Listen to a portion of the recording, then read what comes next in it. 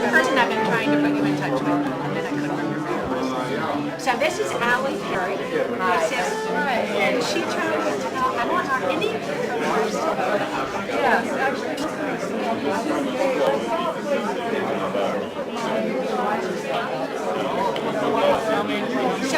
so when this is over, are you so they're right in the room still?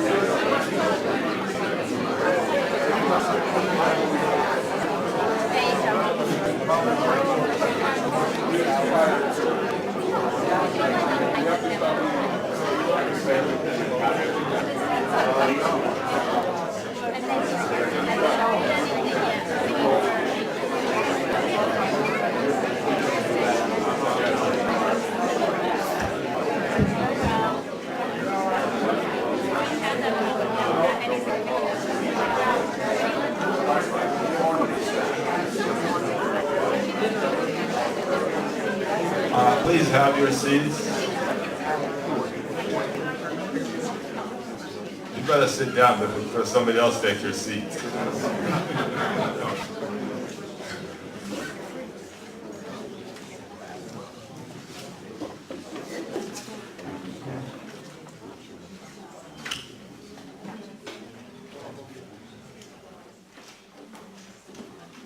Thank you. Yusuf, are we on?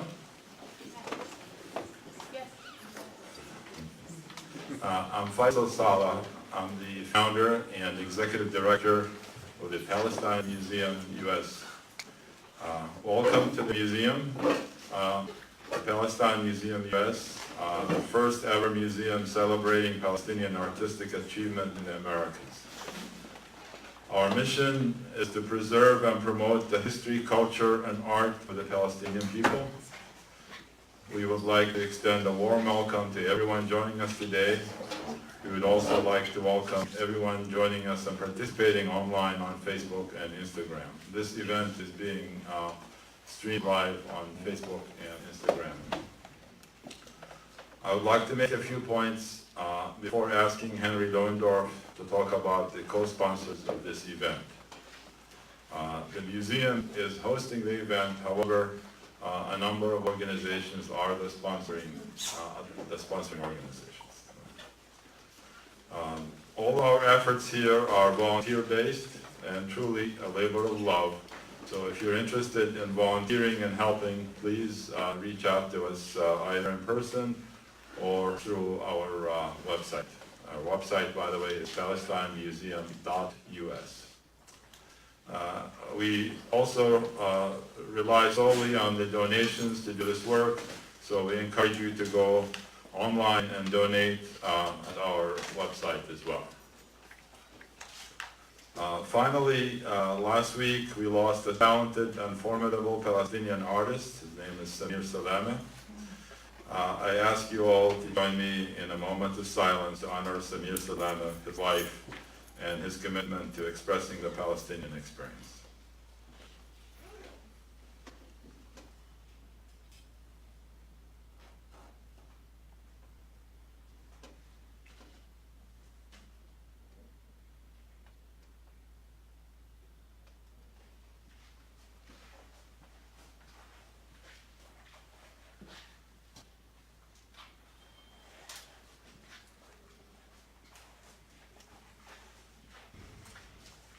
Thank you.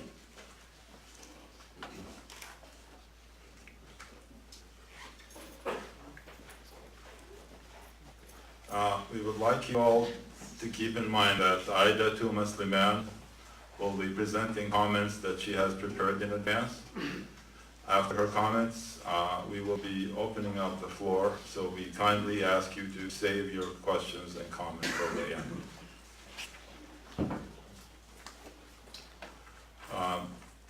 I would like to ask Henry to come up and introduce the sponsoring organization. Thank you, Faisal.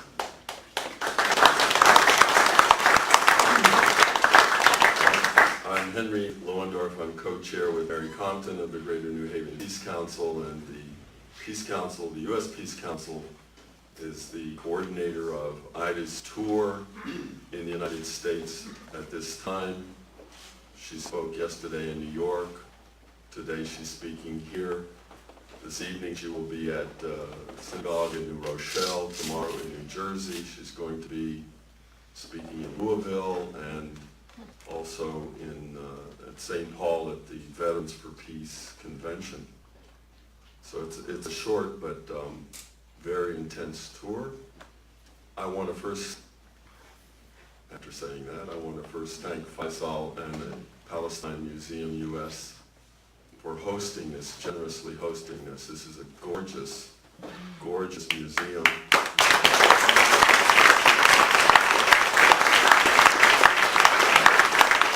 On every level. And for those of you who haven't yet taken a walk around this museum, I urge you after this presentation to do so and come back. What we're going to do is we've asked the co-sponsors to say something about their organizations. These are just the local co-sponsors. There's actually a very large list of national co-sponsors. To say something about their organizations and why they're sponsoring this event. So first I would like to ask Tricia Lynn from Southern Connecticut State University. She's a professor and chair of women's studies.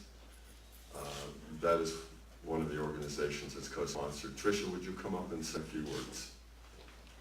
Thank you. Well, not everyone's built for the microphone. Greetings, everyone. Thank you so much. And first of all, thank you, Henry, for the invitation again to be a co-sponsor for this wonderful occasion. This is our second time encountering Honorable Aida Touma-Sliman. Women's Studies at Southern is going on almost 40. We will be reaching our 50th anniversary in year 2021. And as a feminist organization, what we do is going along some of my teacher, scholar, activist dictum. Change the mind, change behaviors, change the world, and to achieve transformation. So we do this from the academic side. We also do this as a partner with many community organizations such as Peace Council, New Haven, as well as other national organizations. And why we are sponsoring this program? Why not, really? I mean, first of all, I think everyone should jump at the opportunity of being a partner of this venture. We learn so little from things going on in Palestine, in Israel. And so very often we are fed by the mainstream media, often twisting the realities. And I would also say that I want to quote a few people that I admire, whose work I follow, including our elder alma mater here, who uses the word that peace and justice are inseparable. And I would also quote my sister scholar activist, Rabab Abdul Hadi, a Palestinian scholar, who says justice is indivisible. Whatever happens here in New Haven eventually impacts the rest of the world. Likewise, what happens in Palestine impacts every one of us, whatever our work is. Very few people know that in Taiwan there is a very quiet indigenous movement going on for almost 600 days. And it is an indigenous movement that we have seen multiple times elsewhere around the world about traditional land territory, about asking for their rights to their territory. their motto is 没有人是局外人. For those of you who know Mandarin, it means no one is an outsider. So I want to bring this to say that what happens, what goes on in Palestine, in Israel, to our Palestinian sisters and brothers, we are no outsider to it. Thank you so much.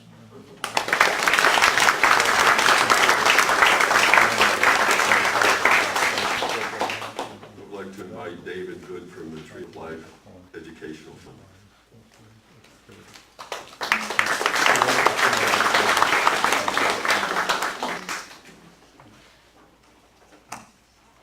Good afternoon. I also like to thank Henry for inviting us to be a co-sponsor of this event. Thank all of you for being here.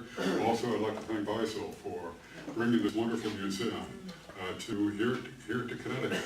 How honored we are that we find it here in this soil. In our annual journeys over to Israel and Palestine, one of the things we hear from our Palestinian friends is that they don't want to be defined exclusively by the occupation, the colonization of the land. They also want to be known for their proud heritage and tradition, that there's a culture and tradition there that precedes and transcends the horror of what they're experiencing now. And so I'm so glad to have the mission of this museum to remind us all of what that noble spirit is. I'm with the Tree of Life Educational Fund, and we've been at work on this for a while. Ida must be around here. There's Ida. I last saw Ida in the little community of Taiba, not too far from Ramallah. We were over there with a trade union delegation, and we were honored that Ida would come all the way over on a Sunday afternoon to meet with our group. And we were so impressed, and I remember sharing with her afterwards. I said, I'd love to be able to have you come over here and meet with our congressional representatives. I don't know how many congressional representatives we have out there, but that means that all of us are going to have to be intermediaries to communicate your wonderful message. It takes courage, it takes determination to do what Ida does, and so grateful for her voice. In Tree of Life, we call that Voices of Conscience. We organize annual journeys over to that area, and our reason for going over there is to be inspired and be empowered and to learn from those people that have distinguished themselves as voices of conscience on this issue. But if we leave it there, that's not enough. We also need to come back home and do our work here. And so we have annual Tree of Life journey conferences. We're gearing up now for our next one, which will be this fall, entitled Rachel's Children, talking about under the general theme, No Way to Treat a Child. We're going to be talking about the way in which the occupation, colonization has affected children. And the inspiration for that is the great work of Defense for Children International Palestine. And so we've got we got 3 speakers that are going to be coming over here with a number of different venues here in the Northeast. And so hope you'll become aware of that. We have a newly printed brochure, so if you'd like further information. We're also gearing up for our next journey, which will be in March of next year, and it's to be under the title Mothers of a New Creation, and Ida, you're partly responsible for that.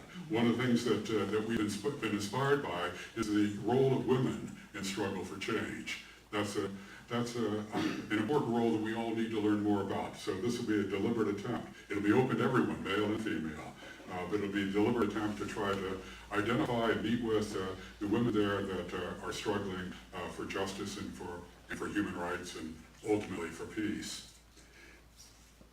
We're also working more and more in the area of advocacy in our fall series on Rachel's Children, focusing on children, quite intentionally. We're hoping that this will then motivate us to work toward the passage of a particular bill, H.R. 4391. And if not yet familiar with that, I urge you to become informed about that. We now have 5 different advocacy committees here in Connecticut representing 5 different congressional districts. And so we're hoping to find one of those representatives that will sign on as a co-sponsor for H.R. 4391. I think now there are about 22, 23 of them. It was initiated by Betty McCullough out of Minnesota, but we've yet to find even one here in Connecticut. So help us to land that one representative sometime soon. And I'll close with the word leverage. That our committee said, give me a lever and I can move the world. We need more leverage. We all came through that door over there. Believe it or not, the hinge is a form of a lever if you're an engineer. And not to borrow from a recently published book, but this country has become unhinged. As Israel has become unhinged. But the good news is that it doesn't take much, only 2%, to provide the kind of leverage we need. So thank you for being that.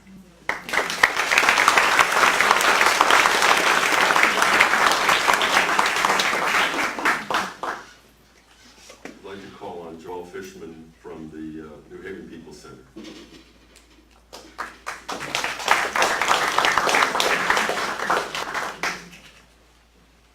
Thank you, Henry, also for including us, and Faisal Salah for this magnificent Palestine Museum. The New Haven People Center was founded 80 years ago by Jewish immigrants who were escaping oppression in Eastern Europe, came in the turn of the century, and then saved up their nickels and dimes to create a space that would be dedicated to equality, justice, and peace. One of those who has nurtured the People Center through all the decades is Al Martyr, who continues to serve as the president of our parent organization. We have tried through the decades to uphold the original mission and to stand in solidarity with all people, all working people and people around the world who are struggling for just rights. And we are honored that the People Center is the home of the New Haven Peoples, the Greater New Haven Peace Council for their meetings. So I just so happy to be able to join with others in welcoming Aida Touma-Sliman, who is so courageous and from whom we take much inspiration.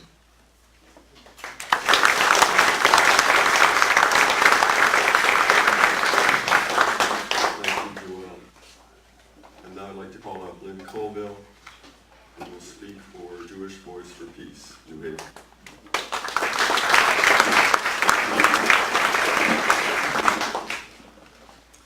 Thank you all for being here.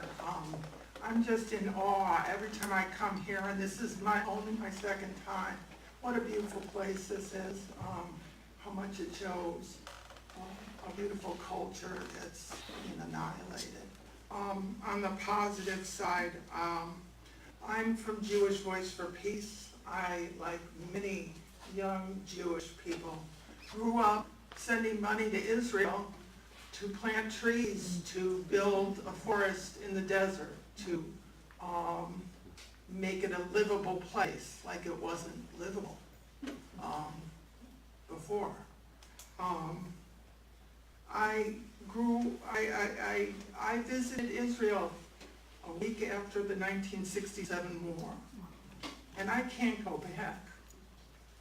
I see pictures of walls, I see pictures, I hear stories of trees being uprooted, forests, orchards, farms, places where people lived for hundreds of years being bulldozed. I can't see that. It hurts too much. But I will support other organizations and other people to go, like the Tree of Life.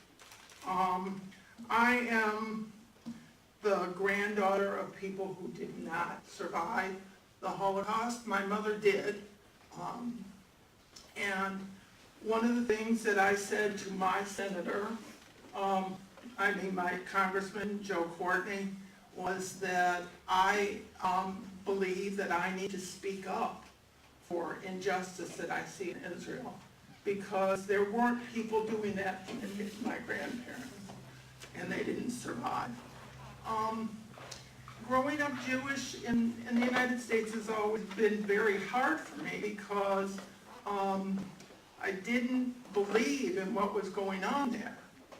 And finally, 50 years after I went on my trip, I found a wonderful organization here in New Haven called the Jewish Voice for Peace. And they provided me a place to be able to speak and to stand up for what I believed in. They gave me shelter, they gave me education, and they help me find my voice. So from their website, I would like to read to you one of the things that they try and do in Jewish Voice for Peace. We create space for people to move and to transform, to encourage continual learning, skill development, and political education for people to evolve in their thinking and deepen their investment in action to realize justice for all people. I talked to 5 people today when I was trying to write what I wanted to say. And all of them said the same thing to me. They are here to learn. So thank you very much for educating us and coming here. Thank you.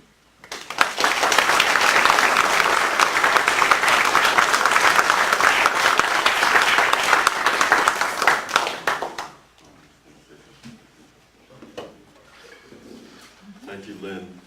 And finally, I'd ask Bauman Azad, who made all the arrangements for Ida's trip and coordinated that and is accompanying her, ask Bauman to say something about the US Peace Council. And that's the final co-sponsor, and then we will, then Faisal will introduce Aida. Please, Bauman. Thank you very much. First of all, thank you, Faisal and Palestine Museum US for hosting this great event in such a beautiful place and museum that I was really enamored too. I was asked to say a few words about the Peace Council and the projects we have. And first, I should say a few words about the US Peace Council itself, which is one of the oldest organizations in the United States. The principle of our driving principle of our organization, US Peace Council, is that all aspects of injustice, be it issue of war and peace, be it an issue of racism or labor or the environment, are all related to each other. And you cannot fight for one and ignore the rest because you're not going to get anywhere. And this is because we believe that all of these problems have the same root in the system itself that needs to be corrected. It's not a question of this president's policy or that of politicians' corruption. It's arising out of the development of the system as it has and has given rise to these gigantic transnational corporations that are doing everything to our environment, doing everything to our economy, and doing everything to our politics. And that is the root cause, and unless we address that, we have not solved the problem. That is our principle. And on the basis of that, the question of bringing all of the movement together into a unified force has been the driving force of our organization. And that is what we have been doing for decades. And today also, we are involved in so many of them. When the question of Syria arose, and we realized that there's a lot of problem with getting the peace movement to respond to that attack on Syria, we decided that we need to send a fact-finding mission to Syria and have them come back and report back what they saw. And our position on that was that the fate of the Syria as a country, as a nation, should be left to the Syrian people. It's not for us as Americans to sit here and say this government must go or this government must stay. This is up to the Syrian people, and we should let them decide. And the precondition for letting them decide is to get all of the forces out of there and let them freely exercise their rights. And this is what our position was. When our delegation went there and met with all groupings in society, civil society, government, students, faculty, everybody, labor, when they came back and reported at the press conference at the United Nations, we were attacked by all corners. You drank Assad's Kool-Aid, you're a Putin person, you're this and that. And we thought, okay, we shouldn't just let it pass by. So we initiated, and I'm going through initiation of some of these processes that we are involved in. we initiated Hands of Syria Coalition with that principle that we should leave it up to the Syrian people. It's not up to us to decide who should stay, who should go in any other country. And that Hands of Syria Coalition was the initiative of the Peace Council and a few other organizations that really changed the discourse in the United States on Syria, in fact. Henry himself was on that delegation and came back and reported back at the UN. And the tapes are still there showing on the UN site. But that was not enough. We thought now that it is possible gradually to bring all forces together, we decided to move forward with that.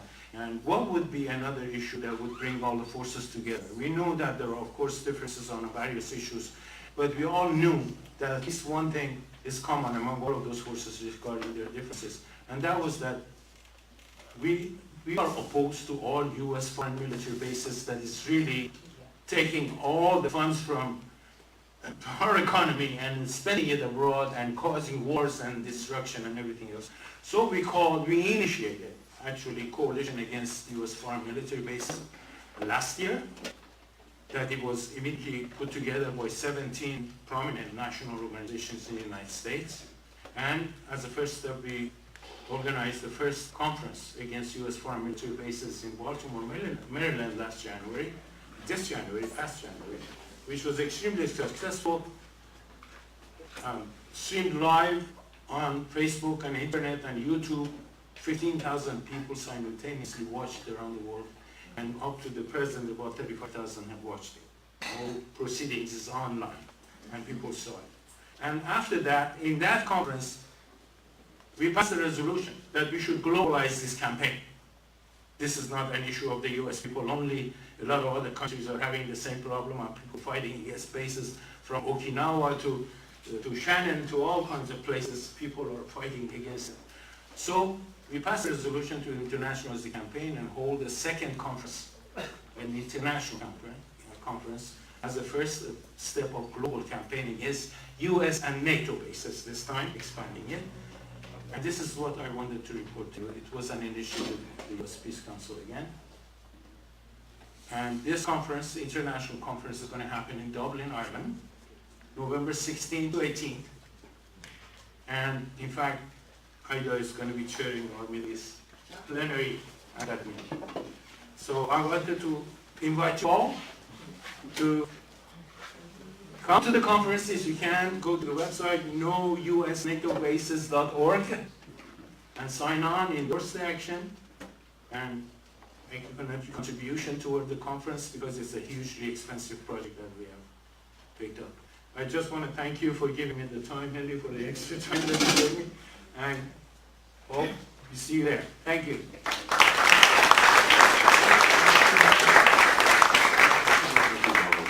So Faisal is going to introduce Aida.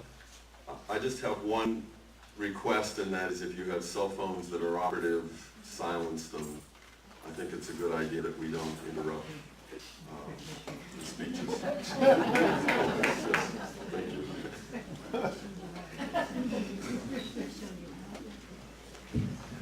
Thank you. Just a couple of other little announcements. There are a couple of empty chairs.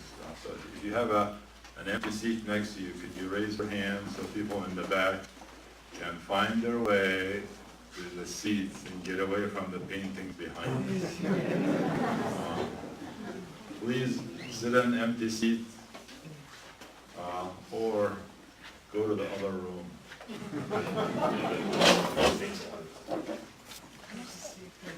Nothing like democracy.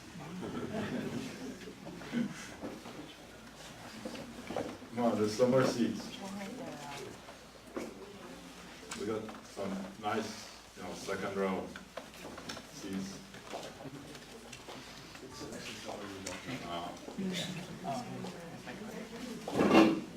Slide over. Yeah. You need some help, if you don't mind. Thank you. There's two more seats here also. Anyway, now that take care of that. Just to let you know, we hope that you all have an opportunity to visit the museum and look at the artwork there. Most of the artwork is for sale. A lot of the Palestinian artists are in very deep economic crises these days, and would appreciate any business from potential buyers of the artwork. If you're interested in any particular pieces, let us know and we'll give you more information on it and the pricing. At this point, it's a great pleasure for me to introduce Aida Touma-Sliman, and I have a short bio to read for you. A 2007 Nobel Prize nominee, Aida Touma-Sliman, is a member of the Israeli Parliament, otherwise known as the Knesset, from the joint list Chadash. I have an American accent in Hebrew, sorry. Democratic Front for Peace and Equality. She is also the chairwoman of the Knesset Standing Committee on the Status of Women and Gender Equality, the first Palestinian member of Knesset to occupy such a position in Israel. From 2011 through 2015, she was the chief editor of Al-Ittihad, the only Arabic newspaper published in Israel, and is a co-founder and member of International Women Commission for Justice, Peace, Israel-Palestine. Aida Touma-Sliman is currently a member of the Political Bureau and Central Committee of the Communist Party of Israel. She is also president of Peace and Solidarity Committee in Israel. Please welcome Aida Touma-Sliman.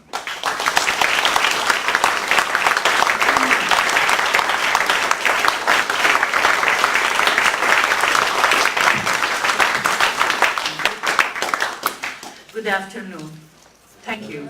Really, thank you for the warm words and the introductions that have been done.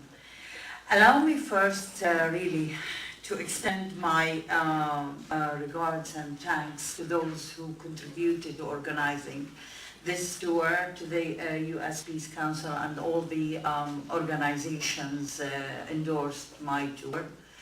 Thank you, Faisal, not only for hosting us in this marvelous place, but thank you mainly for initiating the idea of establishing such a place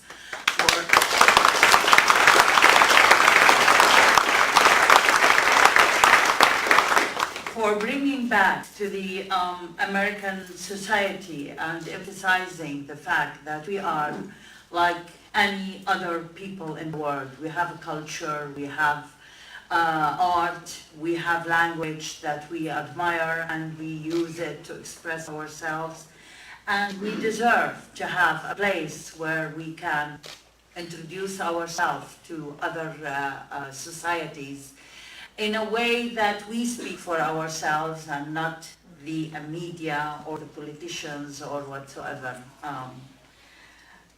So thank you again.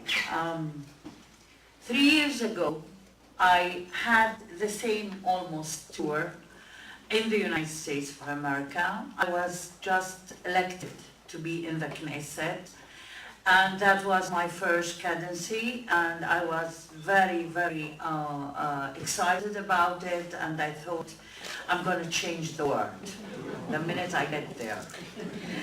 And I still have that dream. I'm going to change the world one day, but meanwhile, to tell you the truth, when I was speaking and I was really emphasizing at that point how difficult the situation in Israel, we were in days after we put together the joint list, which was the proper answer for trying to avoid the Palestinian community, the Palestinian minority inside Israel, to get represented politically in the Knesset. We were very happy with the results that we not just avoided the fact of being pushed out of the political arena, but we actually added to our power and we became the third faction in the Knesset. And so you can understand really how hopeful at that point we were, but we still were very rational. We understood that the ultra-right wing in Israel has won the elections and that they have very clear plans that were expressed mainly by the Prime Minister, Mr. Netanyahu, who said one day before he was elected, he said, I will put all my efforts to avoid establishing a Palestinian state beside Israel. He said that one day before the election, and actually that was the clear political message he wanted to say. And finally, for the first time, he spoke clearly, and he did not lie, and he was very blunt, saying, I'm going to avoid the fact that there will be a Palestinian state. That was his political agenda. In order to implement that agenda, Mr. Netanyahu had a plan. And of course, not only Mr. Netanyahu, I'm not coming here to blame everything on the Prime Minister. He has his own share of being blamed for, but he is part of a whole regime, of a government, of a coalition, of an ultra-right wing, and with some fascist components among it, especially that it is embracing the settlers' party in Israel. This government wanted to do, and I explained that at that point, wanted to maintain the colonial situation, the colonial regime, and to maintain the occupation of the Palestinian land occupied in 1967 and the Syrian land occupied in 1967, the Golan Heights.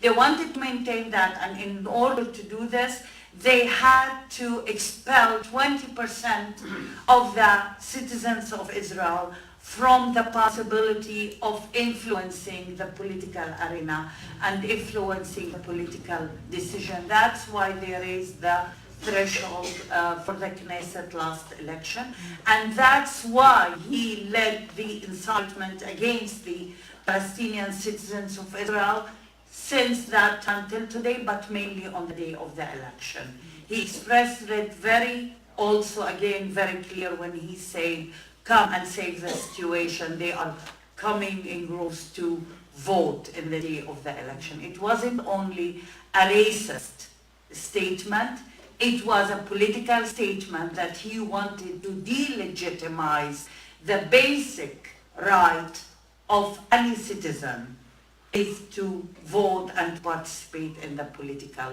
decision. So he wanted to delegitimize us because he knew that 20% of the Israeli society can be influential. And you know what? 99.5% of those 20% are against him and do not want him to continue to rule. So he wanted really to delegitimize our involvement. And he needed also to hold the whole keys of the deep state. He wanted to control media, he wanted to control judicial system very clearly, and he did it over the 3 years. But when I spoke about this 3 years ago, I could see among the people who are very supportive, a little bit of doubt, a little bit of feeling she's exaggerating. Maybe it's not that bad.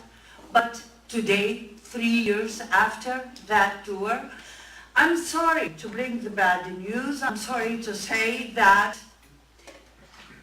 this was implemented step by step through the 3 years. And you know what? Very successfully, for my regret. And not only very successfully by the fact that the situation in the region is so bad that nobody is paying attention to what's happening, sometimes inside Israel, but also by the clear support of the United States American administration led by President Trump. And I think this is very much connected to what's happening back at home. So when we started planning this tour, we thought we are going to speak about the situation in Gaza, the situation of the Palestinians under occupation, and how much we want to end this occupation finally. The return march has just started in Gaza, and we wanted to emphasize the fact for what the people are demonstrating, and we wanted to reveal the massacre that happened against our own people who are marching peacefully near Gaza border. And through the process happened what we call a legislation process, where the Knesset has legislated exactly like today, 1 month ago, what is called the Basic Law, Israel, the nation-state law of the Jewish people. And I decided that most of our tour, my tour, will be concentrating on this law. Not because it is not important to speak about the situation in Gaza.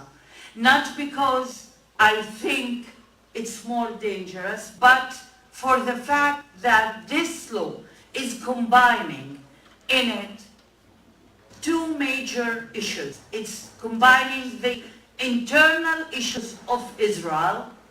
What is Israel all about? What is this state? How the regime will be? What are the values that are controlling Israel and its citizens? And on the other hand, this law contains all the components of what the Israeli government, led by Mr. Netanyahu, think that the century deal should look like.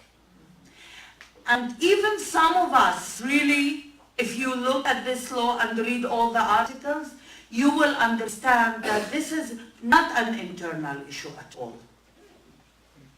This is an issue, this law is an issue that should be in the most interest of the whole international community, because it is targeting one of the burning problems, conflicts, occupation, the last occupation in this century, which is the Palestinian issue.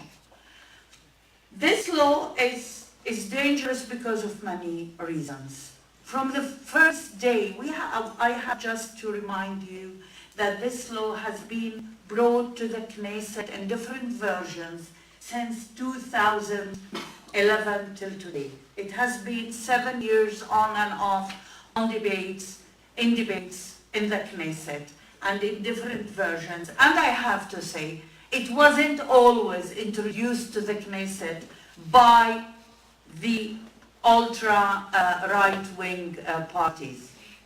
It was also brought to the Knesset mainly by the so-called center Zionist left in the Knesset. That's why we consider this law part of why this law is dangerous. This law is dangerous also because it's a basic law. Israel, as you all know, do not have a constitution till today.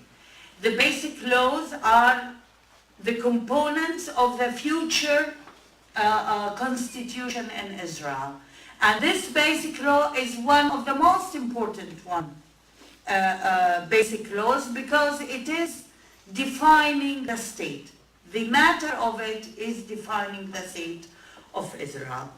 When you look at this law, you understand immediately that it is in contradiction with the international law. That's why it cannot be a legitimate law. It's in contradiction with the international law because of two matters. First of all, when you are forming a constitution by the international law, it has to have two conditions. It has to have consent by the majority of those who are composing the citizens of the state, and mainly the minorities among them. And there was no consent. And there's still no consent on that law. It's not only that we, the minority, the Palestinian minority, we refuse this law, and we are not going to coexist with this law. In no way. That's a decision that we took. But also large parts of the Jewish community in Israel is refusing this law. Is saying this law is bad and voted against it. This law was passed with 62 members of the Knesset voting for it, and 55 of them voting against it, and 2 abstained. So it's not, there is no consent in this law. Another condition in the international law that any constitution or basic law should guarantee equal treatment of all the groups and citizens of the state, not only on an individual level, but also on a collective level and rights. And this law, it's not only, it's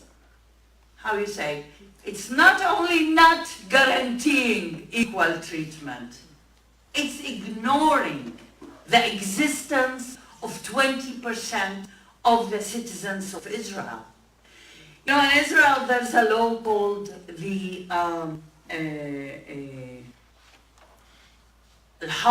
al-Ghaib, the existent absentee, or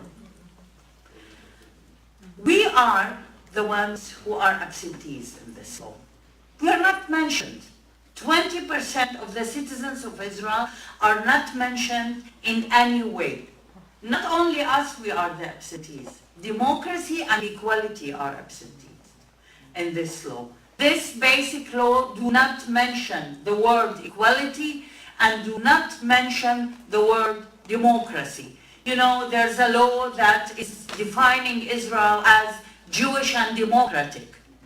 And we always had that discussion. Can it be defined as a Jewish and still be democratic? Netanyahu came and said, stop arguing about it. I decided it's not going to be democratic. When the Jewishness type of the state is in conflict with its democratic as if type, we want the Jewishness. And we are sending away the definition of democracy. There is no democracy in that law. It's not written, and it's not by chance, and they did not miss it. There were debates in the Knesset about it, and it was said very clearly, it's not going to be mentioned in this law. This basic law actually is a colonial law. It might sound very harsh to say it, but it is a colonial law because it is relating to territories that are known and recognized internationally as occupied territories. This law says very clearly, Jerusalem, unified Jerusalem, will be the eternal capital of Israel, meaning the East Jerusalem, which is under occupation by the whole international community, is going to stay occupied by this law, by Israel, and it's going to be the capital. Of course, we know that you have to have a law in order to explain also why the United States of America administration has decided to move its embassy to Jerusalem. But when the law says that very clearly, it means that this is a colonial law. It's going to continue by those who legislated this law to occupy the Palestinian territories. Why I'm saying it's also a colonial law? This law starts with 2 words, and I'm quoting from the law itself. It starts like this: Israel, the nation state of the Jewish people. This is the title, and it says basic principles. The land of Israel is the historical homeland of the Jewish people. And the most important is the 2 words that the law starts with. The land of Israel. It's not speaking about the state of Israel. It's speaking about the land of Israel. Land of Israel by the Bible is what we, the Palestinians, call the historical Palestine. It is from the sea to the river. And you know what? There's a debate which river. If it is Jordanian river or in Iraq. So it's not by chance that it's used in this way, the land of Israel. It's not starting the state of Israel because they want to leave it ambiguous. Why? Because also when you read and finish all the articles of the law, you can see that they are not relating to the borders. There's no borders for Israel. The law is defining the flag, anthem, the capital, who are the people of this state, everything, but no borders. They keep the borders open. They speak about the land of Israel so that everybody can understand, putting it in context of laws, one after another, bills promoted in the Knesset to annex different territories, Palestinian territories, and settlements to Israel. If you read this context, you have to understand that this law is actually speaking about killing the possibility for any political solution for ending the occupation. At the contrary, or on the contrary, it is maintaining the occupation. It wants to maintain occupation and colonial regime in Israel. That's one thing, but on the other hand, who is internally affected by this law? This law is affecting three main communities: the Palestinian citizens of Israel, the Palestinians residents of Jerusalem, and the Syrians residents of the Golan Heights. Although we are not mentioned, but we will be controlled by this oppression and control law. This law determines what is our status. And you know what? Till 3 years ago when I was here, I knew that I'm treated by the state as citizen, second-degree citizen. Today, to tell the truth, I don't know what is my degree. We don't know what is our degree, and if we are considered at all. Why I'm saying this? Because the basic law, one of its dangerous interpretations is that it can bring after different laws that are brought by the interpretation of the law itself.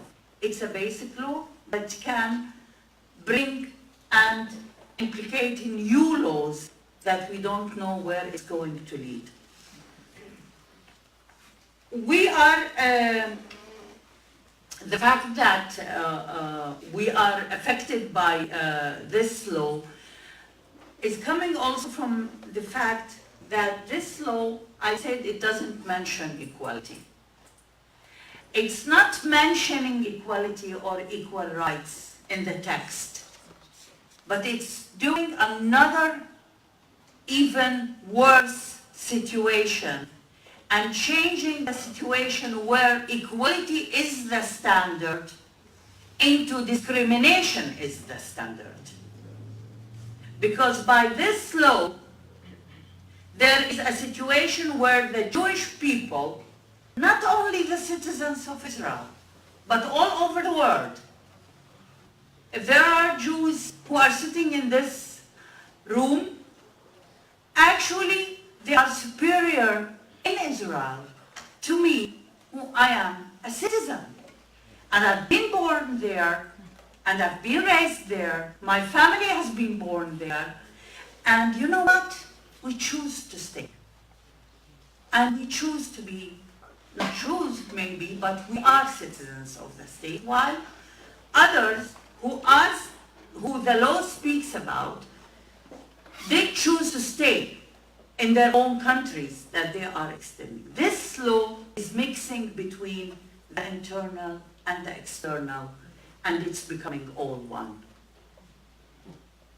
Because it says very clearly that Israel is responsible to develop the heritage, the Jewish heritage, all over the world.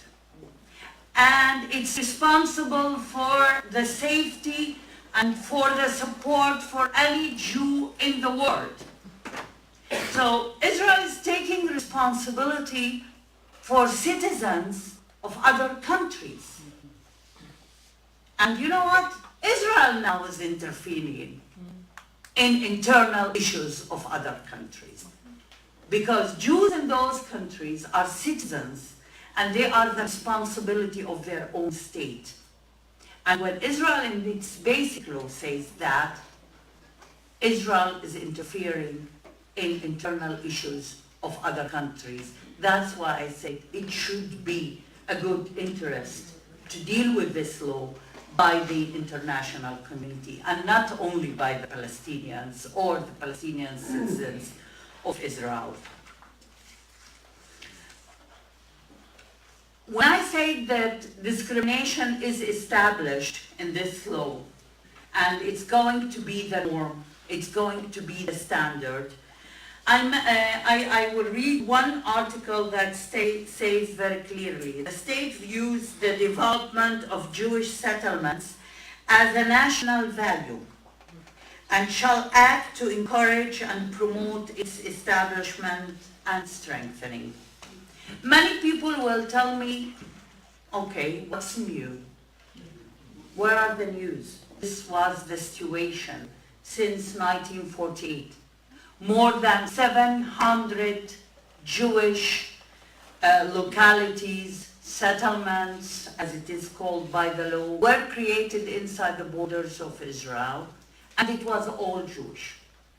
Not even one locality for the Arabs, Palestinians who stayed in their homeland.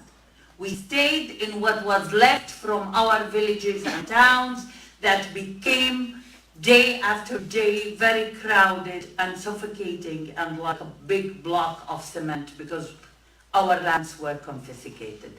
So on one hand, it has been promoted like this in action.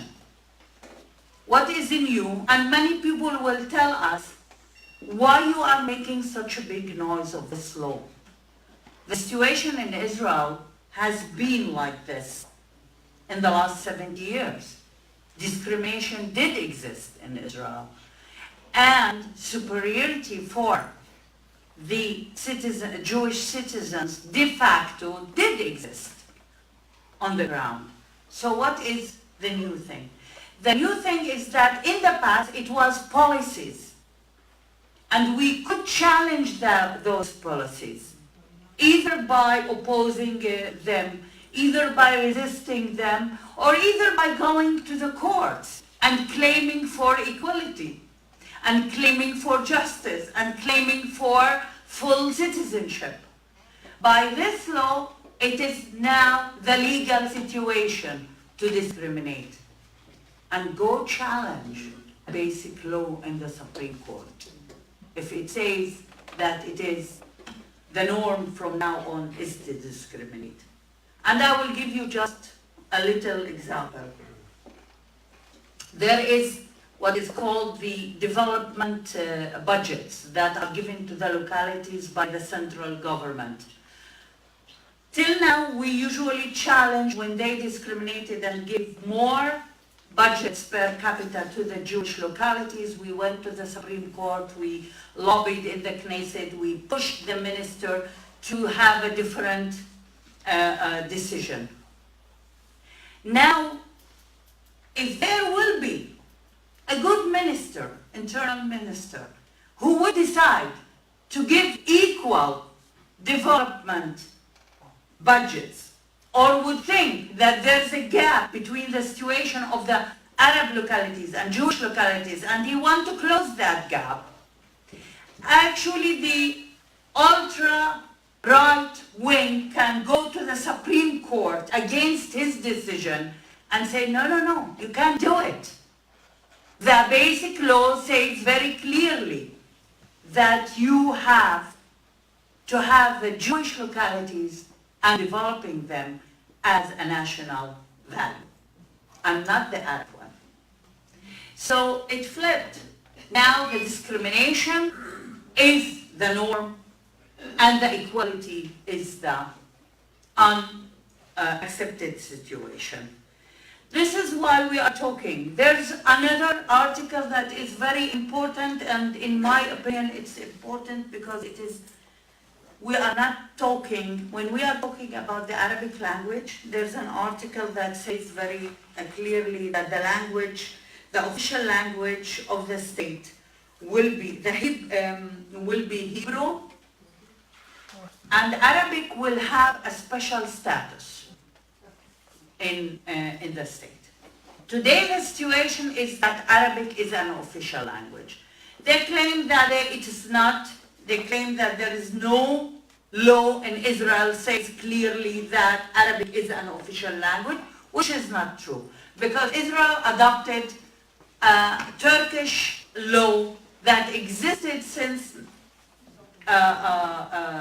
17th century, saying that there are 3 languages in this country, which is Arabic, Hebrew, and English.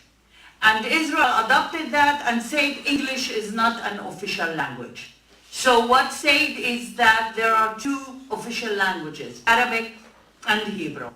Now they are decreasing the status of Arabic language into a special status. Nobody understands what does it mean, special status. We tried to ask, what do you mean when you say special status? Is it going to be like permitted to use Arabic in courts? Is it are the courts obliged to give a translation or interpretation to someone who's giving a testimony in Arabic? Nobody gave any answer. So Arabic now is not an official language. We had a special experiment. In our list in the Knesset, we have a rotation going on, and one of our MKs had to resign, and there's a new Palestinian woman MK who's coming in. We will be 3 women out of 13. And he wrote his resignation in Arabic to the speaker of the Knesset 2 days after the, or actually 1 week. The speaker of the Knesset did not agree to sign it. Although he told him, this is my resignation. He should be happy, getting rid of one of us. But he didn't want to sign it because it's not an official language. But of course, then they explained to him that he cannot do that legally because it looks very bad. And they give him a legal way to go out of it. And he said, well, I cannot sign something that I cannot read. I don't know what you wrote there. I'm sending it to translation, and then I will sign it, and that's what happened. What happened with the speaker of the Knesset is exactly what's going to happen in any official office in Israel from now on. The only thing is that the Speaker of the House knew that politically it's not good to be politically for the public. It's not good to say I'm not going to sign it and that's it. So they found a way and he sent it for translation. But in offices who are not elected, they don't care. They will tell you this is not an official language. You cannot correspond in Arabic. You cannot give testimony in Arabic. And all what we achieved for our language is going to be destroyed. Now, you have to understand, we are not afraid that we are going to lose our language. This language has survived hundreds of years, thousands of years, and it only became more rich, and it became a tool not only of expression, but also of a culture. But what we are angry about is that speaking about the Arabic language is part of the first articles that is emphasizing the Zionist narrative about our homeland. It says that the Jewish people came, the very well-known saying that people without a land came to a land without people. So if there were no people in that land, there can't be any other language in that land. This is part of eliminating our narrative and our claim for our homeland. We accepted to share this homeland, but it doesn't mean that we are giving up our share in that homeland or our history or our narrative in that homeland. So the issue of the language, it's not a matter of using, in a very procedural issue. It's a matter of recognizing us as people, recognizing us as indigenous, recognizing us and our language as part of the narrative of this place. That's why we are against it very much. So, in this situation, Netanyahu is happy to see that he managed to pass this law. He managed to create de facto a new reality where coming back from that reality or changing that reality will be a little bit difficult, because not only because of the parliamentarian issue, who's going to vote against it or what. Through the struggle, and we believe it's going to be a long struggle to abolish this law. Through this struggle, he wants to create a false understanding and awareness among the general public, who will be raised for the next generation by this basic law, and to create a different situation inside Israel. And not only inside Israel, but among the Palestinian people in general. If you asked me 2 weeks ago, and to tell you the truth, we felt for a moment a lot of anger. I said the minute the law was passed and it was 5 o'clock in the morning, and the end of the summer session in the Knesset, and we were supposed to go off for our recess, our summer vacation. I said, if there is something good about it, that it was voted on in the last minute, and I'm going home, and 2.5 months I'm not going to see anybody of my colleagues in the Knesset. That was the feeling. The feeling was that we are approaching a new era where an apartheid regime is established very clearly inside Israel, where we are fighting against sabotaging our narrative, our history, and damaging the future of our children. And I was happy that it's not going to be like this. But, and I told Netanyahu when I was going out of the plenary, we met near the door, and I told him, you will be recognized in the history as the first prime minister of the Israeli apartheid. That's how the history will remember you. Of course, he was very angry because he believed he's running the only democracy in the Middle East, and if you don't like it, you can go to Syria. That's how they are answering us. But our existence, our fight, our struggle cannot be run by only emotions. Emotions are very important because it gives you the drive to do things.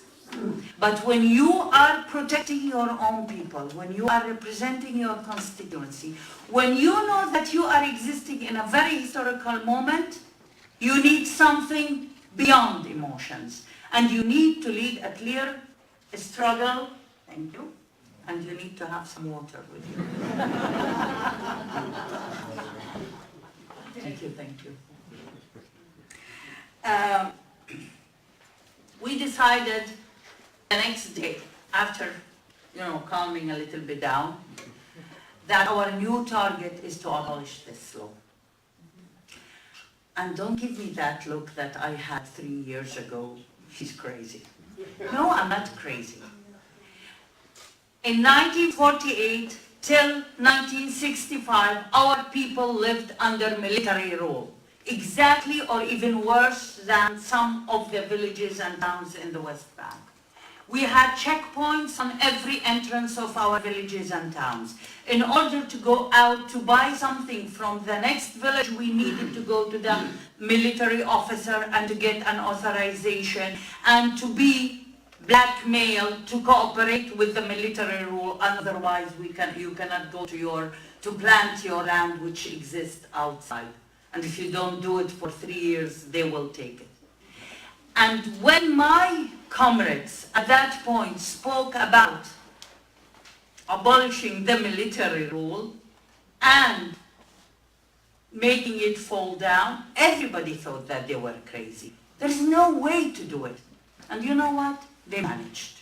And they succeeded. And the military rule has been abolished. Of course, it took different new ways, but at least officially it was abolished. And we've gone through a lot of struggles.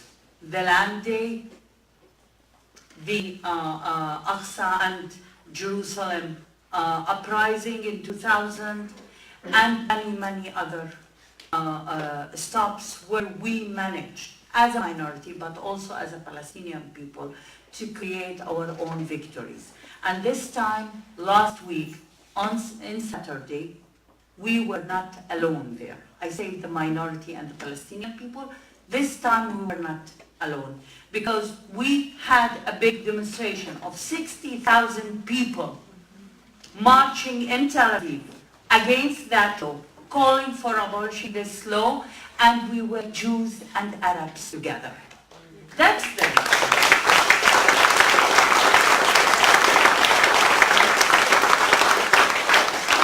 We were together, and we are continuing the struggle together, and we will continue. And you know what? If we are clever enough, this law wants to segregate Jews from Arabs.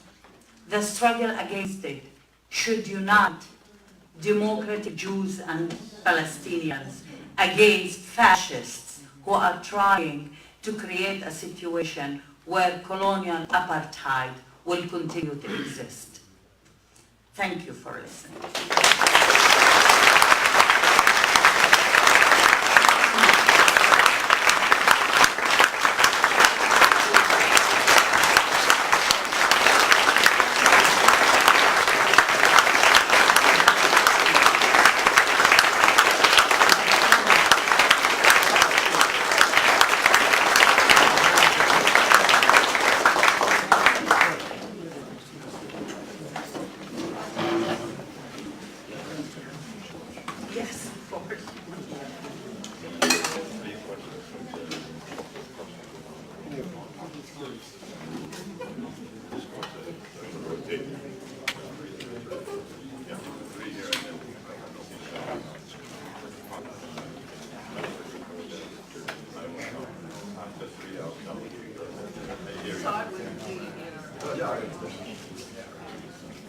I was just mentioning that we will take 3 questions from here, and then we will take questions from the other room and from people online as well, and then we'll come back here and take more questions. We're just going to try to spread it around a bit.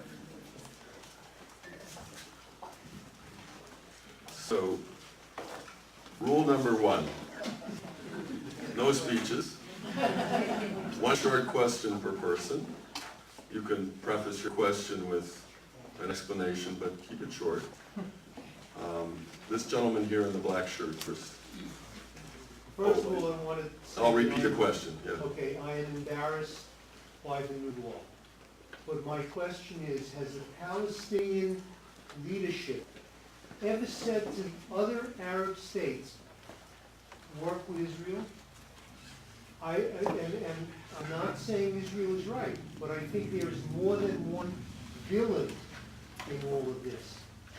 Do the Arab schools still teach Hebrew? I know the Hebrew schools, the Jewish schools don't teach Arabic. If you don't speak the same language, you can't talk to one another. And this was before the law. So I'm going to repeat what I think is the substance of the question, and that is, has the Palestinian community asked other Arab states, I shouldn't say other Arab states because Palestine is not a state, it's stateless, but asked Arab states to work with Israel, and the second is Hebrew taught in Palestinian schools, which of course means that there are Palestinian schools and there are Jewish schools. And I'll leave, you can answer that in however you want to. Okay. You want to collect the 3 questions or? It's complicated. Okay. Well, because I can speak a lot. Anyway. Did the Palestinian leadership tell the Arab world to work with Israel on what? No, really, I'm asking not in order to... On peace. As much as I remember, you know, our problem these days that the Arab regimes are talking too much with Israel, in my opinion. In my opinion, the reactionary Arab regimes are normalizing and acting with Israel as the way it is now, as an occupational state of the Palestinian people. Instead of putting pressure on Israel, you will not be normalized in the region as long as you continue to be occupation. You do not ask those who are under occupation to give compromises before the occupier do anything about it. This is how it is. I think, as to learning Arabic and Hebrew, in the Arab Palestinian schools inside Israel, we start Arabic language on the 1st grade, 2nd grade we start Hebrew, and 3rd and English together. And we grew knowing the 3 languages.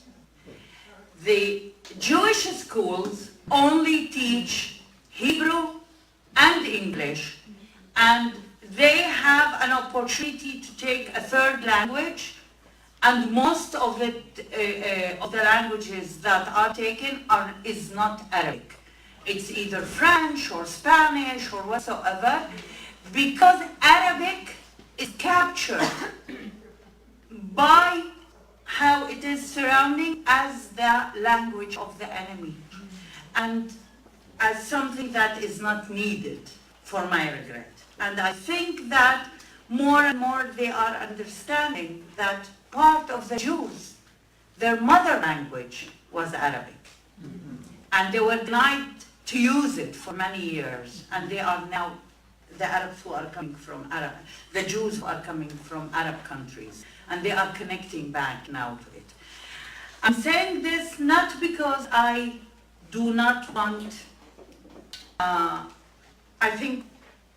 believe that occupation do not end until the occupier understands that it's worthy to stop the occupation, and the occupation is becoming costly and is becoming heavy burden on the country that is occupying.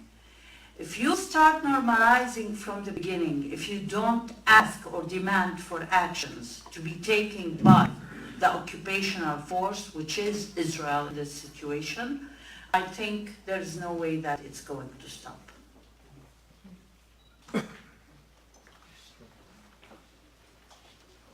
Thank you very much for your wonderful talk, very provocative. I'm interested in how the Israeli members of the Knesset treat the joint group, The joint list. the Arab and Palestinian part. And the second part of the question, which doesn't relate to it, why do you use the language of Israelis, Zionists, to call the areas that are being occupied settlers instead of colonials? For the audience. Okay, go on. That will give me a chance to Think about it. think. There's a method to the madness. So I'm going to re-represent something you said, that the Israeli members of the Knesset, you mean the Jewish members of the Knesset, because all the members of the Knesset are Israeli. Some were Zionists and some were not. But the question of calling the settlements colonies, essentially. The first part of the question was somewhat different. How they treat us. How are you treated? How the Jewish members basically treat the Palestinians in the Knesset? Thank you. Henry, this is probably more efficient if I repeat the question. But then she doesn't have time to think of an answer. No, I already. This way. Oh, okay. Then you can. All right. So The question was how the other members of the Knesset, who are mainly Zionist and Jewish, are treating us in the joint list, the members of Knesset in the joint list, and the question why I'm calling colonial instead of settlers. Why I don't use the word settlers? Colonies. Okay, colonies instead of settlers. It's just because I still believe that they are settlers and they will be out.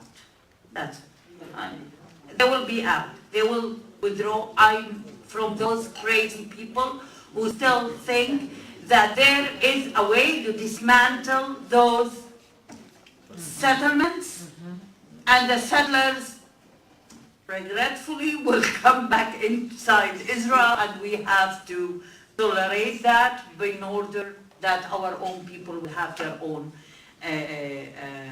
state.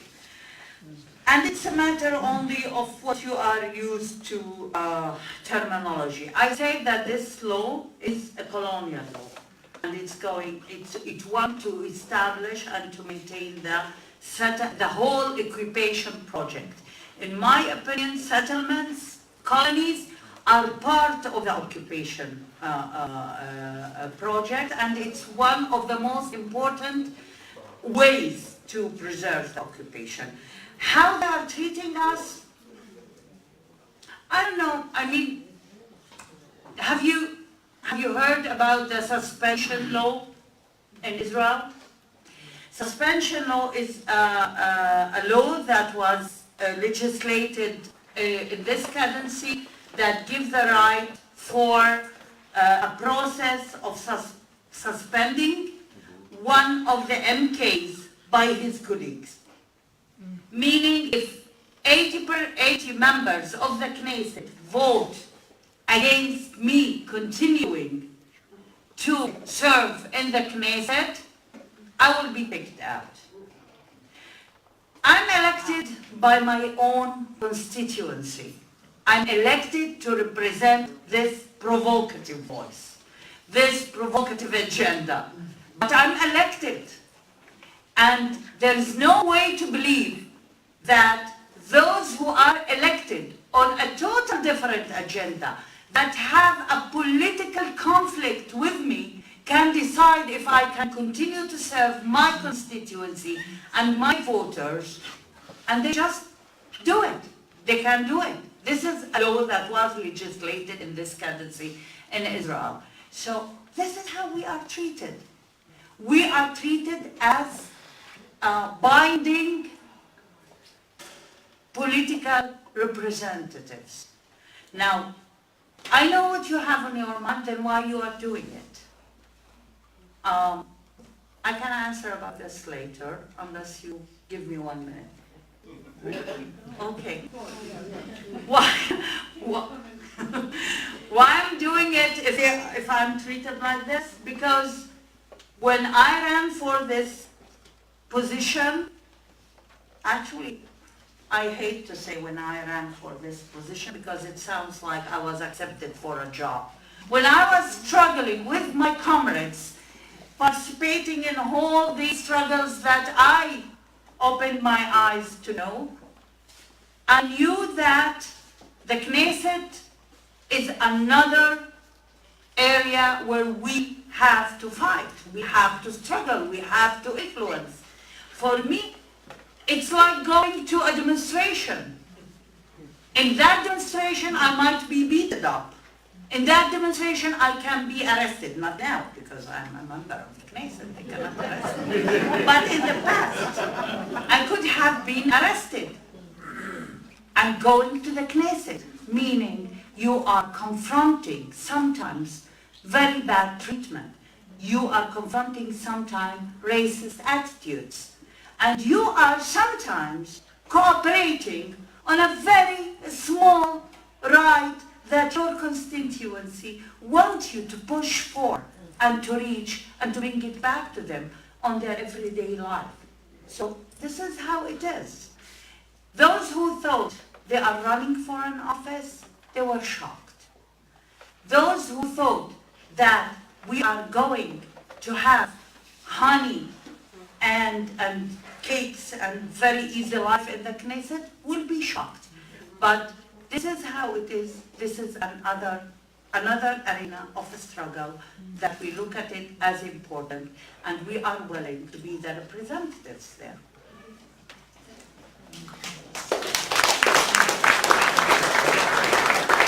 We're going to take a question from the west bank of the audience, and then we're going to take 3 possible questions from the overflow Beyond room. the river. But beyond the river, yes, the settlement area. And then 3 questions from the other side of the world, from the diaspora, right? Thank you. And I just want to say I first met Aida. She had just been beaten by the police in what had started out as a peaceful demonstration and was severely bruised. So this young woman here. Since we're giving you such a hard time and trying to cut down any kind of legitimacy you have, how about trying to start a movement where Palestinians in the diaspora are involved in everything, in the voting, in the lawmaking, in everything? It might be a little disruptive, but it might attract some other attention and cool the Prime Minister down a little bit. Well, first of all, yeah, if we are facing such difficult times, anyway, why we are not asking the Palestinians, the refugees all over the world, Palestinians in the diaspora, to take part in the political, you mean, struggle and voting, you say? Voting, this is not up to me to decide, or for the Palestinians in the diaspora. Get involved in groups where they're living and get to wherever they can get to. Well, first of all, as I say, the parliamentarian struggle is only one of the arenas that we are leading our struggle in. We have also a very active popular movement inside Israel working to oppose all these policies and to reveal and to, it's an anti-occupation, for democracy, for equality, popular mass movement. We are also intensifying our work on international level. Part of it, it's this tour, it's all of our tours where we try to connect not only to the Palestinians who are living abroad, but also for the other citizens of the world, the other people who are living and have the same values and share the same values that we believe in, and to become like a very big solidarity movement all over the world. The Palestinians all over the world are struggling for the big cause of Palestine, of free Palestine, of occupation. And I think this is one of the things that this law has brought it back into the table. It looked like in the past everybody neglected the situation of the Palestinian citizens of Israel because we are busy with the general issue of Palestine. This law brought it back and made the connection that we were speaking about, that there is a connection between our status as citizens of Israel and the fact that we are part of what is still considered as the enemy inside Israel, or those who are under the Israeli occupation, our own people. We are part of the Palestinian people. So I think that the whole thing, we cannot ask the Palestinians to influence politically inside Israel, but we can ask them to be part of the general struggle to free Palestine, and we can, and actually we are not needed to ask them to do this. They are.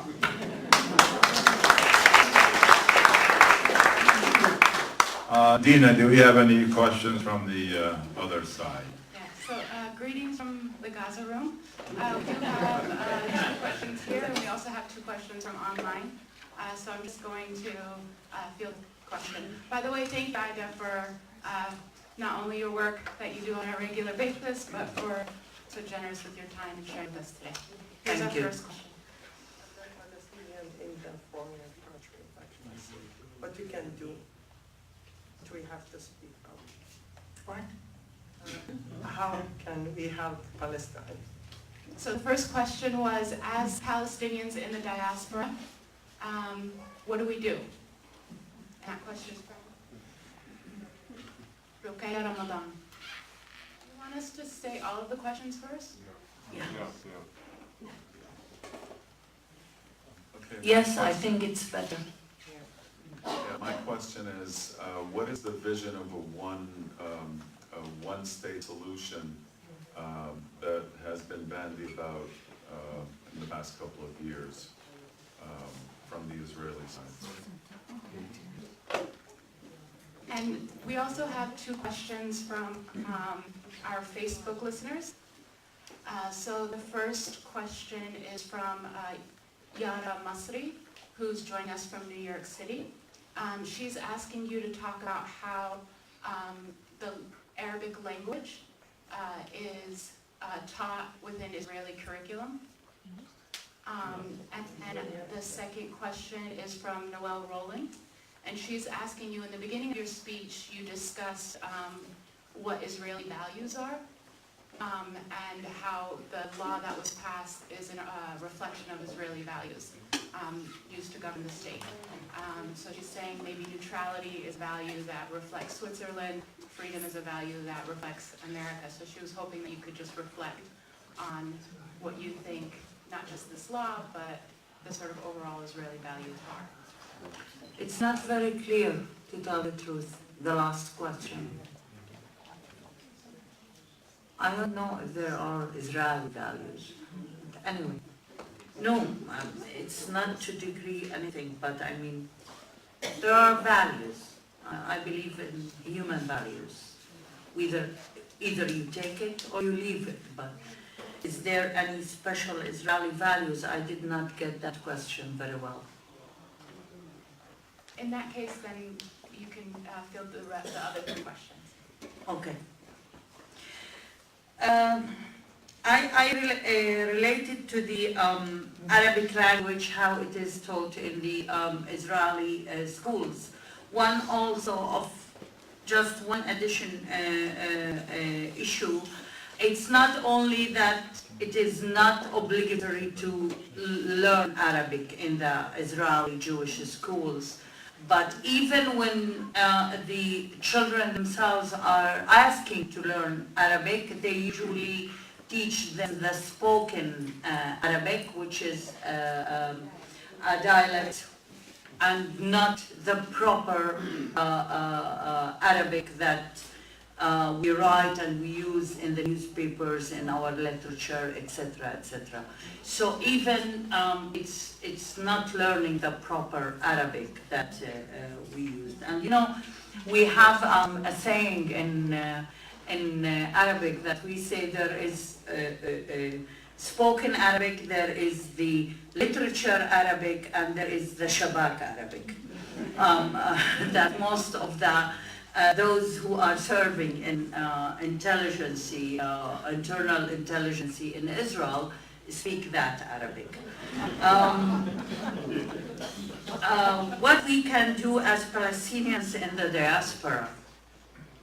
Well, usually I say, I don't know who mentioned that thank you for educating us, you said in the beginning. I usually say that in any tour that I go on or any lecture I give, I search for something to be educated on, me, to educate myself and use something when I'm meeting people, when I'm talking to people. Every time I try to find out what did I learn by this presentation. And usually I can find things that I learn. And I don't know if I can teach the Palestinians what to do. Look around you. This is part of what the Palestinians can do in the diaspora. They can support, they can be ambassadors of the Palestinian cause in the small different communities they are living in. But mainly one of the things that shocked me every time that I came to the United States is how much the Palestinians in the diaspora are not well organized. I'm sorry if I'm being very frank and bluntly about it.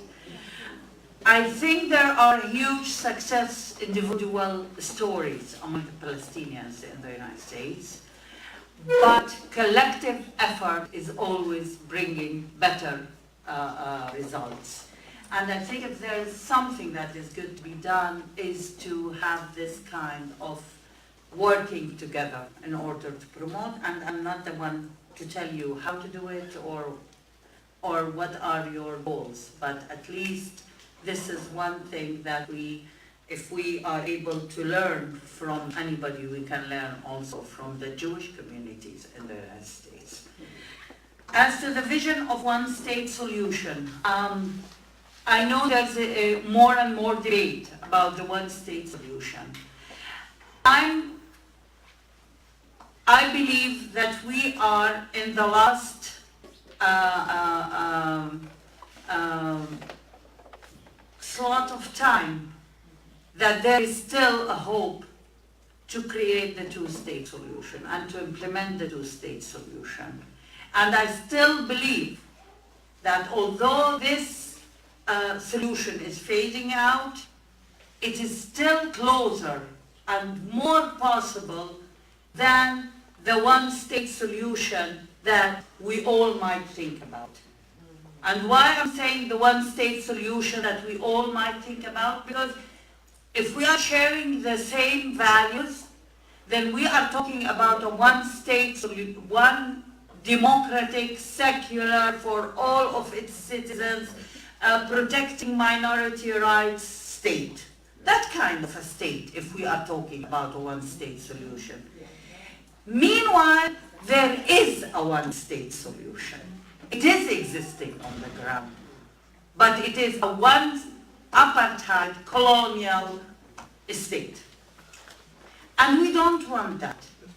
And for my regret, if we look at the balance of power in the region, if we look at what's happening in the world, if we look at how possible it is to coexist after all this bloodshed from both sides and barriers that were created between the two people, I think it's more important now to work very hard to have the two-state solution. Especially that when we are talking about the one-state solution, everybody will agree that it's not going to happen in the next few years. Everybody, when they are talking about the one-state solution, the one that we are hoping for, if it's going to happen, we are talking about a solution that can take 10, 20 years to come, because it's going to establish this state, Israel controlling the whole territory, and there will be then, I usually ask people how it's going to happen, tell me the steps, and they will tell me that then it will be a fight of one man, one vote. And I'm not sure that this is what the Palestinians want. This is a struggle, a civil struggle, a struggle for civil rights, while the Palestinians are very clear. We are clear that it is a national right, a right of self-determination that was, by the way, denied by the basic law for the Palestinians. It is a struggle for the right of self-determination and establishing Palestine as a state. I still believe, I ask usually people, what about the colonies or settlements in the West Bank? If it's going to be one state, what's going to happen to the settlements? Why to remove the settlements? Why to deal with them as illegitimate? Actually, those who are asking for the one state at this point, they are legitimizing the illegitimate, the settlements, which is by the international law is illegitimate. It's a war crime, actually. So how you are dealing with this? I think it's more possible to fight for a two-state solution that living together. I don't know what can happen in the future. They might decide to join in a federal or confederal, but this is not the solution for now. This is what I think. Let's not jump 100 meters ahead out of despair. Let's deal with our situation now.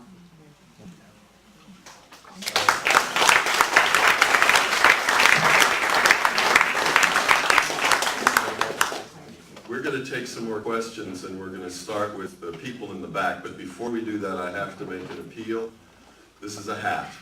It looks like a basket, but it's a hat. So we've incurred some expenses, as you might know, in bringing Aida here. And we would love if you would dig deep in your pockets and put something in the hat so that we can leave not totally in the red. And Mary is going to pass some baskets around here, and my wife Susan is going to pass some baskets around in the overflow room. And explain, where's the money going? The money is going to pay for the transportation, the flight from Israel. Oh, about the organizations, you know. Oh, if you're making a check out, you would make it out to the USPC Peace Education Fund, which is a 501c3. So it's a non-profit organization that the Peace Council set up. Let me explain that these donations are not for the museum, they are for these organizations.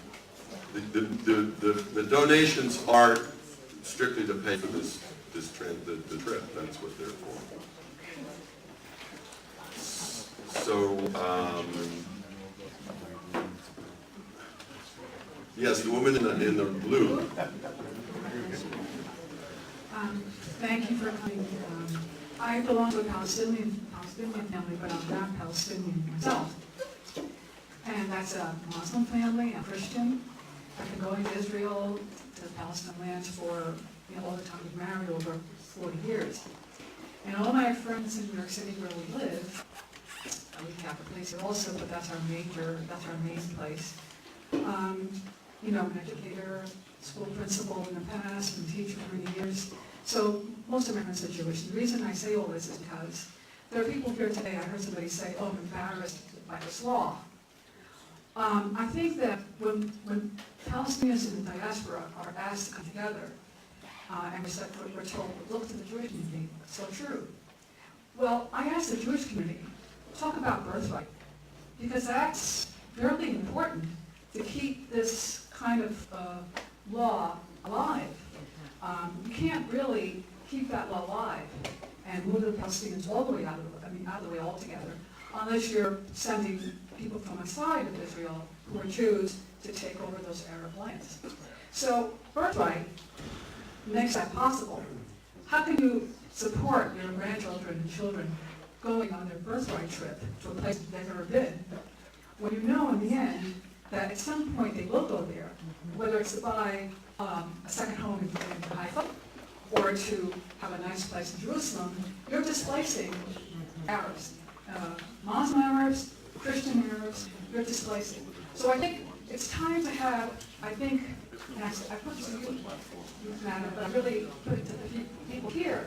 If we're going to talk about, let's learn from each other. Let's also be honest with one another. Because we can't do this alone as Palestinians, as Christians, as people of good faith, and people of good conscience, if they're not helping you in your, I apologize. But that's it.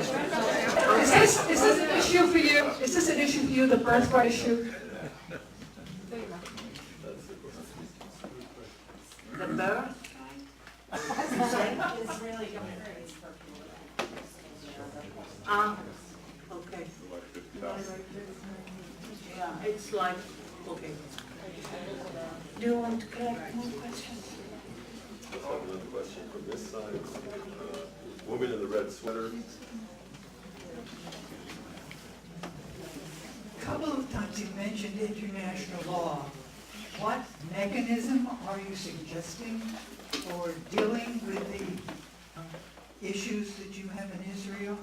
And it's my understanding that for the most part, United States courts do not consider international law and say specifically, we're not going to deal with international law. Does Israel have a history of dealing with international law?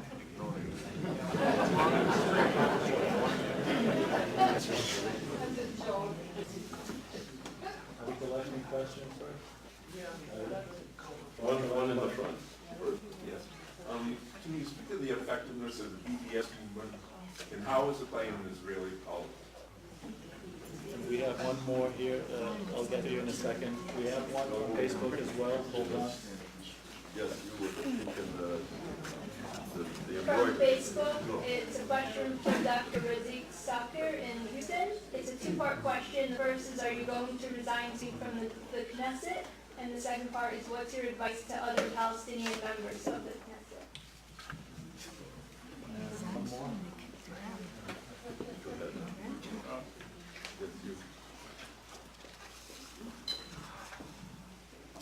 As a young person growing up in America that I feel has recently been very divided, and for you to grow up in a similar situation but far more extended, what has kept you wanting to work through policy and be involved in politics as opposed to becoming angry and resentful?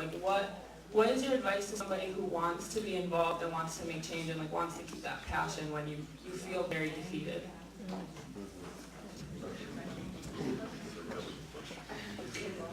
Are those enough? Yeah. How many hours you still have? Answer those. I think you should answer those and we will continue. Or try to. Okay, as to the birthright, you say, tours, well, I have a very clear opinion about Zionism. And this is part of the Zionist movement of making the connection between the Jews and Israel or the land. And I think that it's part of the myth that was created, at least for me. The Jewish people are the Jewish people who are living inside Israel. The other Jews have a religion, and they are either American or French or whatsoever.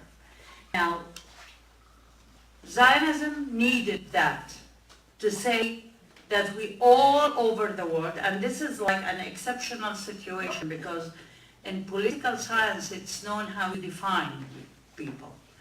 And all over the world, and this is what is written in this basic law, anyone who is a Jew is part of this collective group that is called the Jewish people, and they should be in Israel. And I think that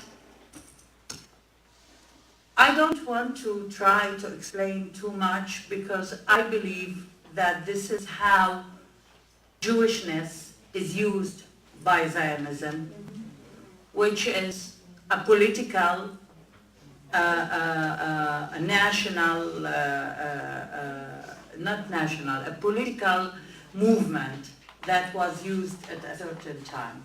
Even if this is the situation, even if those who believe that that was needed at a certain point where the history was very bad after the Holocaust, it was used very much by the Zionist movement. I think we are beyond that. Israel was created. The Jews who want to live in Israel came to Israel. They chose to create a new citizenship called Israeli. And those who wanted to continue to be citizens of other countries continued to live in those countries and continue to be citizens of those countries. And I don't want to pay the price of any insurance policy for anyone who chooses to stay in the United States, because, or in France or whatsoever, because this is what we are asked to do, to pay the costs of any insurance policy if something happens in the future. You know, when you buy your insurance... It is happening now. The French Jews do not leave France because they don't want to speak French anymore. They leave because they're threatened. And that's why the State of Israel was created, not because the Jews decided they needed it, but because that was decided by the world community after the Holocaust. The world community wanted to clean itself from the crimes that they did. But they committed another crime when they decided to hate Palestinians. And I'm sorry, no one will understand how much I understand also the suffering and the pain of the memories of the Holocaust, of what happened through the Holocaust. I do believe in that. I do understand it. But I think also that politicians used that suffering for many years and created another problem. And the Europeans didn't want to deal with their own crimes. And that's how they solved the problem, as if creating another problem. And I think, you know what, that politicians used it, but both people, more the Palestinians today, but both people, the Jews who are living in Israel and the Palestinians, are paying the price for those decisions. And unless we understand that and come together and choose a different way to solve our problems, we will continue to pay the price. And it's not by organizing those tours, and not by taking care of the Jews in the United States. Let them take care of the Jews who are in Israel. Do you think they are taking care of them? I don't think they are taking. They are pushing the Israeli Jews to live in a war situation because they want to maintain the occupation. And I think that also the Jews in Israel are paying a price for that politics. That's why I believe we need to do a different way of dealing with our problems. International law, yes, the Israeli Supreme Court has reacted somehow sometimes to the international law, but it's not going to continue even this very few times, because there has been a shift in the Supreme Court in the last 2 years, and it was very clear that the politicians are interfering in who is appointed to be in the Supreme Court. And today the Supreme Court, under the claim of diversity, includes 3 judges who are actually settlers. So you can imagine what kind of an approach they have, or what kind of way of thinking they have. how are we going to make the judicial system relate to the international law? I think there's no very clear way except the normal ways of trying to change in the laws, Israeli laws, and trying to contain more international values and international and parts of the international law, but also by lobbying and revealing how much the judiciary system is one of the things that the Israeli Supreme Court managed to create, especially under Barak, who was a very famous head of the Supreme Court, is to create a name of a court that is respected all over the world. I think any change of that image and revealing that is going to help to question what is happening in the judiciary system in Israel. There is no guaranteed recipe how you make governments or courts oblige themselves to the international law. It's not. It's a big struggle. It's moving people and mobilizing people to put pressure to do that. Am I going to resign? No. Very clearly.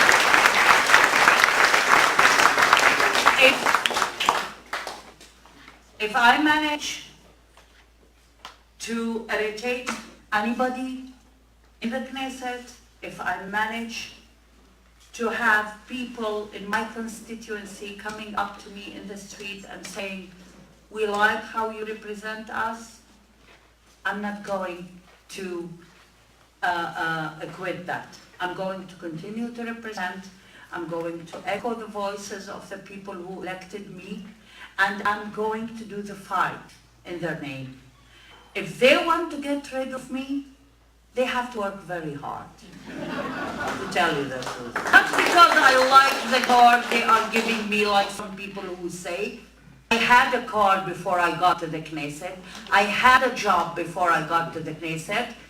But if they want to get rid of our representation in the Knesset, they have to work very hard and meanwhile to reveal their intentions. And if my stay in the Knesset will contribute somehow to reveal those intentions, I'm going to continue to do it. And this is my advice to my colleagues in the Knesset.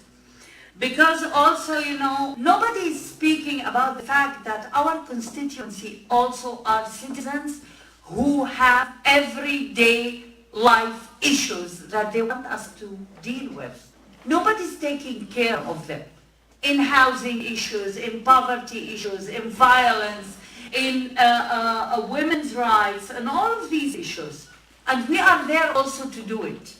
We are there to fight for these rights, not only to fight, which is very important, for the right of our people to have their own state, but also to represent our community and to try to bring those rights to them. And that's how I keep continuing, by believing in this. And by the smile I get when I pass in the street, and by a woman who would thank me for ensuring a refugee for her when she is suffering from violence, and when all of these little things. And if there is anger, of course there is always anger, but I try to channel it into a positive way. BDS. Talking about positive ways, sorry. BDS movement has been a way to create solidarity and to raise the issue of Palestine again and again in the world, and to put pressure in order to end the occupation. Am I calling for BDS? I'm telling you, our position is very clear about BDS in what's concerning the occupation project and the settlements, etc. I'm not calling for, at this moment, for BDS against Israel. I have to be clear about it and frank about it, because morally I think I cannot do it.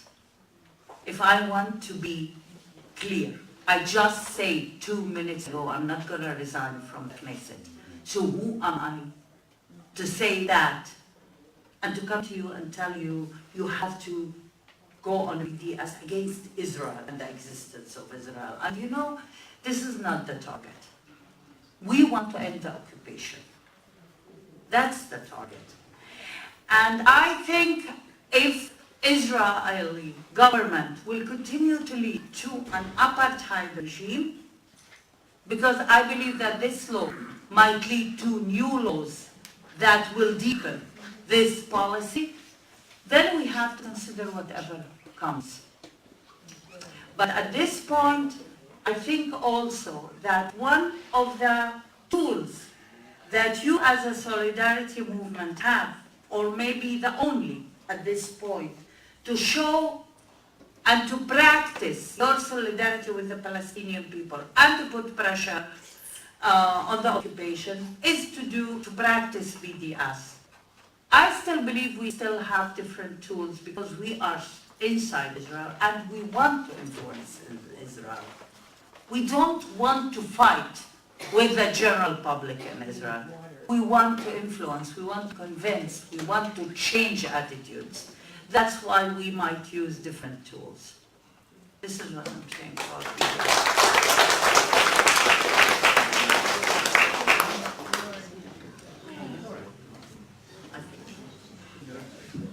I think in respect of what is scheduled, that we'll take one last question and try to keep this to a few minutes, and then she'll have. Let's see who you're going to pick up. I'm going to close my eyes. We'll talk about conflict that you need to resolve.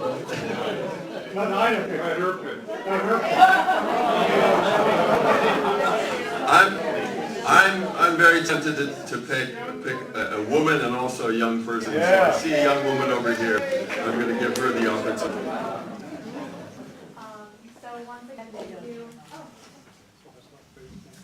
So once again, thank you for coming and sharing your opinions and answering questions, even and managing, a lot of emotion and volatile energy, even in this room. So my question is, what do you have to say for people who both in the diaspora, in the West Bank, in Gaza, for the Palestinians and inside Israel to be complacent and to kind of just accept their situation? What's your response to people who want more compromise on behalf of the Palestinians? And what do you think are the first steps that we should take? What do you mean by compromise? So, I was a member of SJP, Students for Justice in Palestine, at my college. And one of the constant arguments that we had as students was, well, things could always be worse. So why not just... And they could be better. Very much so. So I guess my question is, when people are at threat for even more discrimination or laws, what's the answer to people who would rather the Palestinians just lay low and be quiet and accept what's been given to them? Wow.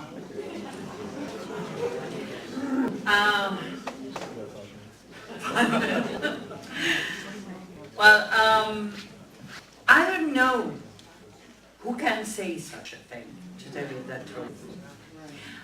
I cannot understand someone who is asking me to be less human and to be with less dignity and to be with less, mind and to think and to hope. Because why we continue to live? Why we get up every morning and go to work and start a family? Isn't because we believe that one day we will be in a better situation, that we have the right to be in a better situation. Who has have the privilege to tell the Palestinians, lay down and accept to be under occupation, and accept to be the underdogs, and accept to live in poverty, and accept to be controlled how many tomatoes can get to Gaza every day. And who among the women who are suffering from cancer can get an authorization to be treated outside Gaza because there is no treatment in Gaza? Any one of you is willing to say that to his neighbor? Any one of you is willing to accept to be told to be like this? And why do you think you have the right to say no for that and to ask the Palestinians to accept it? I don't know why. I would never accept that to be said to any human being. Forget about Palestinian. Any human being. If we share the same values, if we believe that people are born equal, if we believe they have the rights of human rights, of dignity, of prosperity, of living peacefully, then there is no way to say such a thing. And even if it is said, people and nations do not listen to these things. They have their own way to fight for their rights.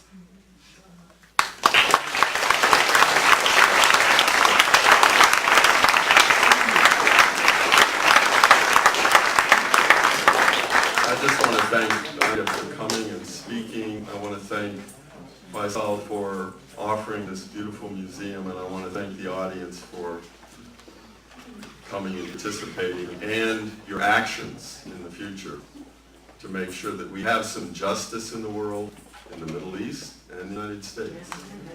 And we have, as you all know, we have a serious problem right here to deal with justice and equality. We have a serious problem here, and these are interconnected. These are all interconnected. You have the last word.